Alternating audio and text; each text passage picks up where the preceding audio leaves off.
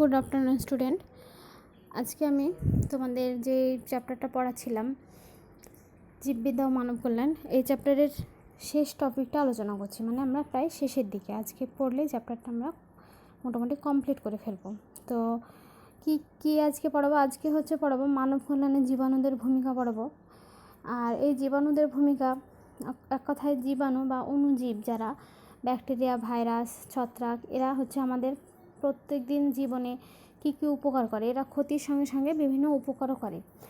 তো এদের যে মানব কল্যাণে, মানুষের কল্যাণে এদের ভূমিকা মানে বিশালই উল্লেখযোগ্য। ঠিক আছে?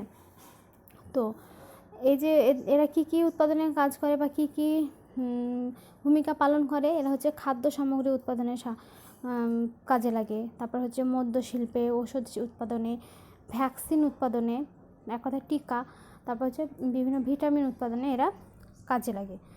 আর এছাড়াও এরা কী করে, জৈবিক নিয়ন্ত্রণে, মানে বিভিন্ন তোমার যারা ক্ষতিকারক জীব তাদেরকে ধ্বংস করতে অনেক সময় এই অণুজীব কাজ, এক কথায় পেস্টিসাইড হিসাবে এরা কাজে লাগে।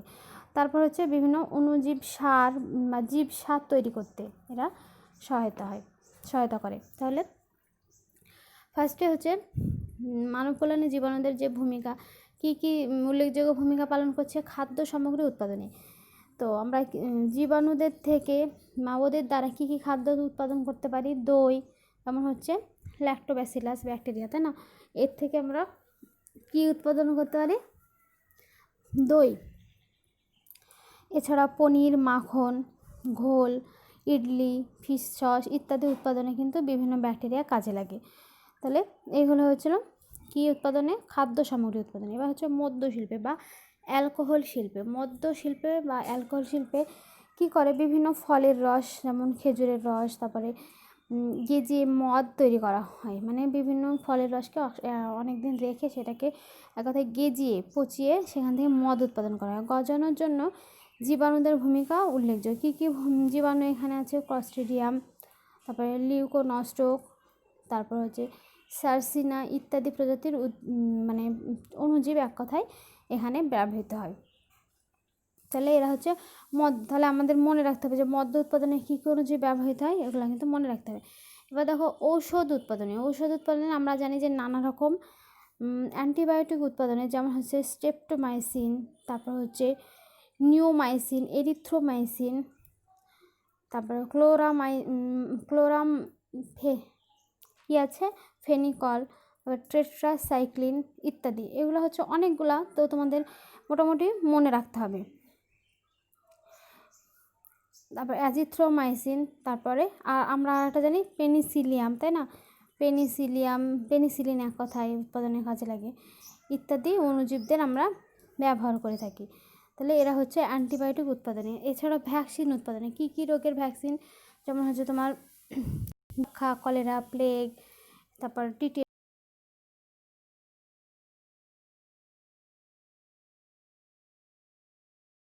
আমরা। তাহলে এই বিভিন্ন ভ্যাকসিন উৎপাদনে বিভিন্ন মৃত ও জীবিত অণুজীব, মানে মৃত অণুজীবও কাজে লাগে, আবার জীবিত অণুজীবও কিন্তু ব্যবহৃত হয়।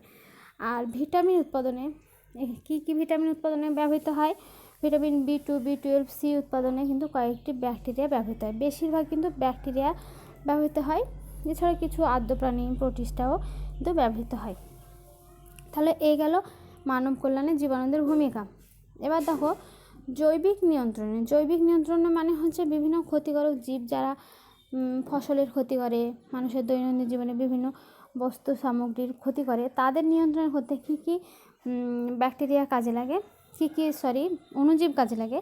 তারা দেখো পেস্টের জৈবিক নিয়ন্ত্রণের জন্য ব্যাকটেরিয়া, প্রোটোজোয়া ও ভাইরাসের ভূমিকা কিন্তু বিশেষ উল্লেখযোগ্য। তো কী কী এখানে ব্যাকটেরিয়া কাজ করে, যেমন ব্যাসিলাস থ্রুইনজিনসিস। তাহলে এই ব্যাকটেরিয়াটা সেটা বিভিন্ন পতঙ্গ পেস্ট যারা, তাদেরকে মেরে ফেলে। পতঙ্গ পেস্ট মানে শুঁয়োপোকা এক কথায়। তারপরে এই ধরনের পেস্ট এদেরকে কী করে, এরা মেরে ফেলে যারা ফসলের ক্ষতি করে। এছাড়া ব্যাসিলাস, আর এক ধরনের আছে SP ব্যাসিলাস প্যাপিলি নামক এক ধরনের ব্যাকটেরিয়া আছে, যেটা প্রয়োগ করে হয় ব্রিটেল দমন করা হয়। ব্যাসিলাস প্যাপিলি এটা প্রয়োগ করে জাপানি এক ধরনের বিটল সেটা দমন করা হয়। এছাড়াও লেপ্টোমোনাস আছে, নোসেমা ইত্যাদি প্রোটোজোয়া, যেটা হচ্ছে প্রোটোজোয়া, যে এরা হচ্ছে কি প্রোটোজোয়া। এই ধরনের প্রোটোজোয়াগুলো কী করে পতঙ্গদের দেহের রোগ সৃষ্টি করে, ফলে পতঙ্গ পেস্ট দমন করে। তাহলে বিভিন্ন প্রোটোজোয়া আছে যারা পতঙ্গ দেহ রোগ সৃষ্টি করে, ফলে পতঙ্গ পেস্টদের দমন করে। এছাড়া অনেক ভাইরাস আছে, যেসব ভাইরাসগুলো পেস্টদের আক্রমণ করে এবং রোগ সৃষ্টি করে, এইসব ভাইরাসের ব্যবহার করেও পেস্টদের দমন করা হয়। এইভাবে কিন্তু জৈবিক নিয়ন্ত্রণ মানেই হচ্ছে যার মধ্যে জীব দ্বারা জীবদের নিয়ন্ত্রণ করা, জৈবিক নিয়ন্ত্রণ মানে, ঠিক আছে। এবার দেখো, যেসব জীব প্রত্যক্ষ পরোক্ষভাবে ফসলি উদ্ভিদ, তারপরে ফসলি উদ্ভিদ মানে যেসব উদ্ভিদ থেকে আমরা ফসল পাই, তারপরে হচ্ছে গৃহপালিত পশু পাখিদের ক্ষয়ক্ষতি করে মানুষের অপকার করে, তাদেরই আমরা বলছি পেস্ট। তাহলে পেস্ট একটা নতুন টার্ম আমরা জানলাম। তাহলে পেস্ট কি? তাহলে যেসব জীব যারা কি করবে প্রত্যক্ষ ও পরোক্ষভাবে বিভিন্ন ফসলি উদ্ভিদ, তারপরে হচ্ছে গৃহপালিত পশু পাখি ইত্যাদির ক্ষয়ক্ষতি করে মানুষের অপকার করে, মানে উপকারের বদলে অপকার করে, তাদের আমরা বলছি পেস্ট। যেমন মাজরা পোকা, গান্ধি পোকা, তাই না? তারপর হচ্ছে তোমার ইঁদুর, ব্যাকটেরিয়া, ছত্রাক, এরা কিন্তু সবাই মোটামুটি সব ব্যাকটেরিয়া কি ক্ষতিকারক তা কিন্তু নয়। তাহলে এরা কিন্তু ফসলের বা উদ্ভিদের বা বিভিন্ন পশু পাখির ক্ষতি করে। এবার দেখো, অণুজীব সার বা জীব সার। অণুজীব সার মানে বিভিন্ন অণুজীব থেকে আমরা সার কিন্তু পেয়ে থাকি। আর এই সারগুলো কী করে বিভিন্নভাবে মাটির উর্বরতা শক্তি বৃদ্ধি করে, নাইট্রোজেন সংবন্ধন করে, ফসলের ক্ষেত্রে উপকার করে। তো এই যে জীব সার বা অণুজীব সার কি? যে সক্রিয় গোষ্ঠীর অণুজীব যেমন ব্যাকটেরিয়া, শৈবাল ও ছত্রাক এককভাবে সম্মিলিতভাবে, তাহলে কি এককভাবে বা সম্মিলিতভাবে মানে একা বা সবাই একত্রিত হয়ে পরিবেশের কোনো ক্ষতি না করে, তাহলে কী করবে, ক্ষতি না করে জমির বা মাটির উর্বরতা বাড়ায়, শস্য ও ফসল উৎপাদনকারী গাছেদের পুষ্টি যুগে তাদের সক্রিয় বৃদ্ধিতে সাহায্য করে, তাদেরই বলা হচ্ছে জীবসার বা বায়ো ফার্টিলাইজার। তাহলে জীবসার কী বা বায়ো ফার্টিলাইজার কী বা অণুজীব সার কী, এটা পড়তে হবে। তাহলে প্রধান 3 প্রকার অণুজীব সার আমরা কিন্তু পেয়ে থাকি। তাহলে কী কী থেকে পাই? ব্যাকটেরিয়া, তারপর হচ্ছে সায়ানোব্যাকটেরিয়া আর মাইকোরাইজা। তো ব্যাকটেরিয়া হচ্ছে অনেক ব্যাকটেরিয়া আছে যারা মাটির মুক্ত নাইট্রোজেনকে আবদ্ধ করে, হ্যাঁ, নাইট্রোজেন সংবন্ধ করে মাটিতে নাইট্রোজেনের পরিমাণ বৃদ্ধি করে। তো এদের মধ্যে কিছু হচ্ছে মুক্তজীবী এবং কিছু মিথজীবী ব্যাকটেরিয়া। তো মুক্তজীবী ব্যাকটেরিয়া দ্বারা কী মুক্তজীবী? অ্যাজোটোব্যাক্টর, ক্লস্ট্রিডিয়াম, ব্যাসিলাস, পলিমিক্সা ইত্যাদি ব্যাকটেরিয়া। তাহলে মুক্তজীবী কোন কোন ব্যাকটেরিয়া? মাটিতে নাইট্রোজেন, স্বাধীনজীবী ব্যাকটেরিয়া যেটা মাটিতে নাইট্রোজেন সংবন্ধ করে, তাহলে এই ব্যাকটেরিয়াগুলোর নাম পড়তে হবে। হ্যাঁ, এছাড়া বায়ু থেকে এরা সরাসরি নাইট্রোজেন শোষণ করে মাটিতে এই নাইট্রোজেনটাকে আবদ্ধ করে, ফলে মাটির উর্বরতা শক্তি কিন্তু বৃদ্ধি পায়। ঠিক আছে, এবার দেখো মিথজীবী কিছু ব্যাকটেরিয়া কর্তৃক নাই। এবার মিথজীবী ব্যাকটেরিয়া কারা? তারা হচ্ছে রাইজোবিয়াম, যেটা হচ্ছে রাইজোবিয়াম নামক মিথজীবী ব্যাকটেরিয়া, যেটা শিম্বগোত্রীয়, মানে শিম্বগোত্রীয় উদ্ভিদ কারা? মটর, সিম, বরবটি ইত্যাদি, তারপরে ধৈর্যা ইত্যাদি উদ্ভিদের মূলে অর্বুদ যে গুটি গুটি অংশ থাকে, দেখো ছবিটায়, এই যে ছবিটা দেখতে পাচ্ছ, যে উদ্ভিদের এইসব উদ্ভিদের মূলে যে গুটি গুটি অংশ, একে বলা হচ্ছে অর্বুদ। এই অর্বুদে বসবাস কি করবে? এই অর্বুদের মধ্যে এরা বসবাস করে এবং বসবাস করার ফলে এরা বায়ু থেকে সরাসরি নাইট্রোজেন শোষণ করে কিছুটা মাটিতে মিশিয়ে দেয় এবং কিছুটা দেহে এই হচ্ছে সংগঠনে কাজে লাগে, মানে দেহ গঠনে কাজ করে। এবং গাছগুলি মরে গেলে মাটির সঙ্গে এরা মিশে যায় এবং দেহস্থ যেসব নাইট্রোজেন তারা মাটির সঙ্গে মিশে গিয়ে নাইট্রোজেনের পরিমাণ মাটিতে বৃদ্ধি ঘটায়। তাহলে এই গেল ব্যাকটেরিয়া থাকে। তাহলে কয় প্রকার ব্যাকটেরিয়া এখানে? মুক্তজীবী আর মিথজীবী ব্যাকটেরিয়া থাকে। জৈব সার বা এটা হচ্ছে কীভাবে নাইট্রোজেন সংবন্ধন করে এটা আমরা জানলাম। এবার দেখো সায়ানোব্যাকটেরিয়া। সায়ানোব্যাকটেরিয়া এটা হচ্ছে নীলাভ সবুজ শৈবাল, তাই না? তাহলে মাটিতে বসবাসকারী নীলাভ সবুজ শৈবাল থেকে কিন্তু নাইট্রোজেন শোষণ করে নাইট্রোজেন সংবন্ধন ঘটে, ফলে মাটির উর্বরতা বৃদ্ধি পায়। তো কীভাবে? দেখো, সায়ানোব্যাকটেরিয়া কিন্তু জমিতে চাষ করা হয়। হ্যাঁ, নাইট্রোজেন উৎপাদন করার জন্য এটা জমিতে চাষ করা হয়, ফলে জমির উর্বরতা, ফার্স্টে জমিতে এইটা চাষ করা হয় সায়ানোব্যাকটেরিয়া, তারপরে সেখানে কিন্তু ফসল ফলানো হয়। তো কী কী সায়ানোব্যাকটেরিয়া? অ্যানোবেনা, নস্টক, অ্যালোসিরা।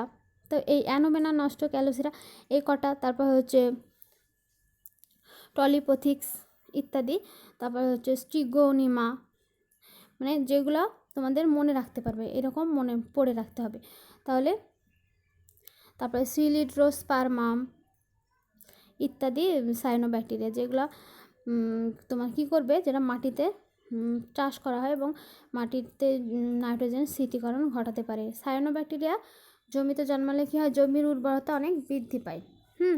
তাহলে সায়ানোব্যাকটেরিয়া মরে গেলে জমিতে মিশে যায়, তাহলে এরা চাষ করা হয়, তারপর মরে যায়, জমির উর্বরতা বৃদ্ধি করে। এবং পরবর্তী সময়ে কি নাইট্রোজেন সারের পরিবর্তে সায়ানোব্যাকটেরিয়া প্রয়োগ করে রাসায়নিক যে নাইট্রোজেন সারের প্রয়োজনীয়তা মেটানো যায়। তাহলে সায়ানোব্যাকটেরিয়া জমিতে রাসায়নিক সারের পরিবর্তে এটা কিন্তু বেশি উপকারী।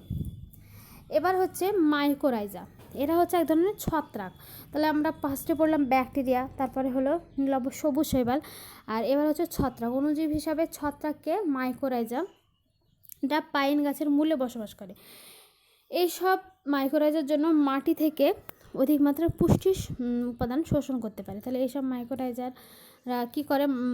মাটি থেকে এরা পুষ্টি শোষণ করতে পারে। মাইকোরাইজার ছত্রাক যেমন গাছে আশ্রয় পায়, তেমনিভাবে পুষ্টি এরা হচ্ছে আহরণ করে। এবার দেখো, পুষ্টি সেটা হচ্ছে গাছকে মাটি থেকে পুষ্টি আহরণেও সাহায্য করে। এবার মাইকোরাইজা ছত্রাকের দুই রকম অবস্থান হয়। এদের হচ্ছে কী কী? বহি মাইকোরাইজা আর অন্ত মাইকোরাইজা। এবার দেখো, মাইকোরাইজা মূলের বৃদ্ধিতে সহায়তা করে। হ্যাঁ, এবার মূলের চারপাশে এরা অসংখ্য অনুসূত্র তৈরি করে। এবার মানে অনুসূত্র মানে জালকের ন্যায় আকার ধারণ করে, এবং এরা এই যে সাইড দেখো, তো পাইনাসের মাইকোরাইজা এইরকম দেখতে হয়। এবার মাটিকে দৃঢ়ভাবে আটকে রেখে ভূমিক্ষয় রোধ করে। তাহলে কীভাবে সাহায্য করছে বুঝতে পারছো?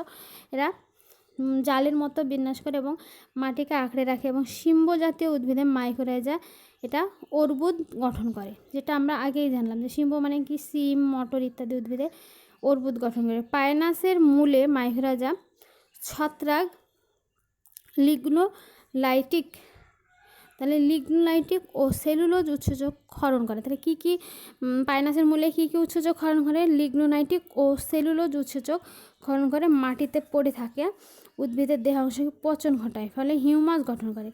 এবার অর্কিড জাতীয় উদ্ভিদের মূলে মাইকোরাইজা গঠিত না হলে স্বাভাবিক বৃদ্ধি সম্ভব হয় না। তাহলে অর্কিড জাতীয় মূলে যদি মাইকোরাইজা না হচ্ছে তোমার গঠিত হয়, তাহলে কিন্তু স্বাভাবিক তার অর্কিডের বৃদ্ধি কিন্তু সম্ভব হবে না। এবার অণুজীব বা জীবসারের ভূমিকা, প্রয়োজনীয়তা কী? জীবসার প্রয়োগে জমির উর্বরতা ব্যাপকভাবে বৃদ্ধি পায়।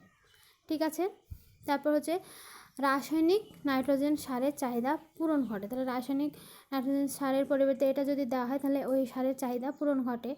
এছাড়া শস্যজাত যেসব উদ্ভিদ, শস্যজাত উদ্ভিদের কোনো ক্ষতি করে না। আর মাইকোরাইজা বোধ বা হিউমাস মাটি সৃষ্টি করে। তাহলে কি মাটি সৃষ্টি করে? বোধ মাটি বা হিউমাস মাটি সৃষ্টি করে, এটা অনেকটাই উর্বর। এই হয়ে গেল আমাদের মানে এই চ্যাপ্টারটা কমপ্লিট। ঠিক আছে, তো সবাই ভালো করে পড়াশোনা করবে।